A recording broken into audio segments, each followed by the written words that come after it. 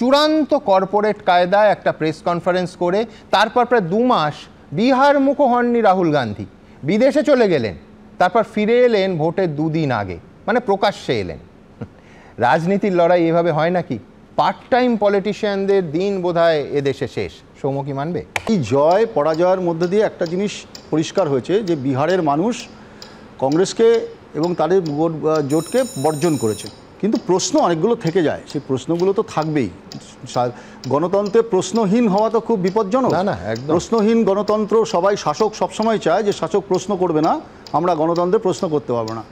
যেদিন আমাদের প্রশ্ন সেদিন থেকেও ছিল, এই স্টুডিওতে আমি বহুবার আপনাদের সামনে বলেছি এবং রাস্তাতেও বলেছি যে 2023 সালে নির্বাচন কমিশনের বিরুদ্ধে কোনো কোর্টে কেস করা যাবে না, এরকম একটা আইন এই প্রশ্নের জন্ম দেয়।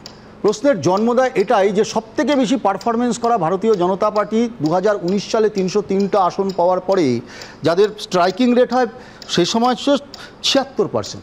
আমি যদি খুব ভুল না করি যে 2019 সালের এই পার্সেন্ট, সরি 67%। সবথেকে বেশি ইন্দিরা গান্ধীর মারা যাওয়ার পরে সবথেকে বেশি যে সময় আসন পেয়েছিল কংগ্রেস, সেটা হচ্ছে রাজীব গান্ধী, সেটা হচ্ছিল প্রায় 76% স্ট্রাইকিং রেট যদি হয়, তো 543-এর মধ্যে 414।